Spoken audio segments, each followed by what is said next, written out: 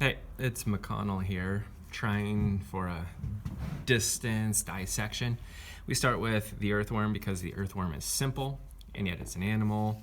This is what it would look like. We got 50 earthworms in this long tube, and so you would have come to class after, of course, having had instructions the previous day. You would have got what we now call PPE. Everyone knows about that, but goggles, and if you're lucky, I would have given you gloves if you had enough. This is what it looks like on the inside, a whole bunch of earthworms. And so, you would have grabbed your own earthworm, pulled it out. The earthworms are quite incredibly long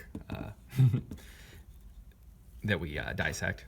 Much easier than, if it was a small earthworm. Anyways, let me put the lid back on this because it's tipsy-topsy. And so the earthworm would have, looked like a long worm. Now, earthworms are animals.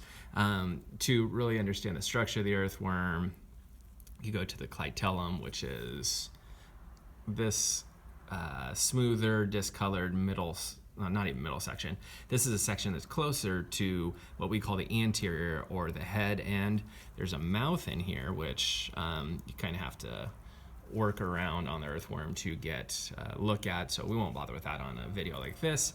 The other end, the posterior end, does have an anus. You might be able to see if it focuses. The anus is just an opening. So they got an opening at the mouth end where the dirt goes in, the anal end where the dirt goes out, and there's a top and a bottom side. And in class you would have had to kind of work it around a little bit, but basically the backside dorsal, like a shark's dorsal fin, is darker, more rounded, and the ventral, kind of like the stomach side, is this lighter side. So dorsal is darker than the stomach side. And what you would have done anyways is using a razor blade and some scissors started to cut just below the clitellum, and you would have done it on the dissecting tray and worked your way up to the mouth.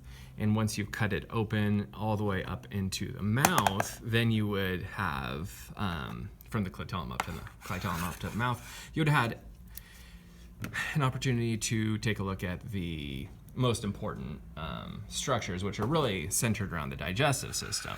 So if I hold it up like this, one that I prepared a little bit better, the mouth leads directly into a pharynx where kind of food is stored, and the darker stuff is actually like a blood vessel, and there's 5 little arches that cross over here that you can see better in the picture that we'll talk about in class. But anyways, it's basically the heart. Aortic arches are called. It's the heart that squeezes the worm's circulatory system, but the esophagus runs underneath here, and it's kind of hard to see, but what you can see where I'm pointing right now is the crop, and then the most muscular part, the gizzard.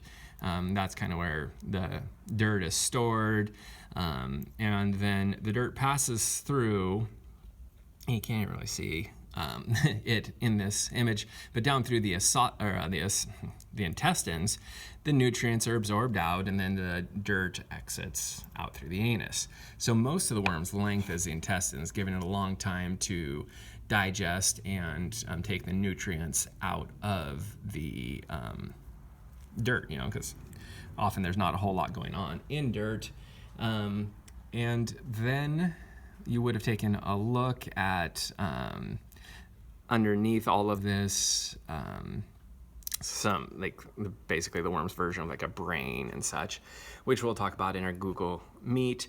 But that's basically the worm dissection. There are other structures that you would see in class, but we're not going to be able to see them using my phone right here, so we won't bother with trying to look at the basically the male and the female pores, how worms make babies.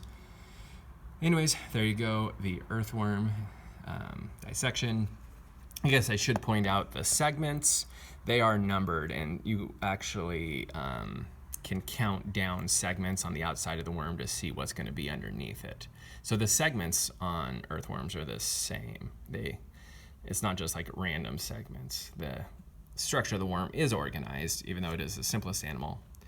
Anyways, hope you enjoyed that educated or education on annelids. All right, bye.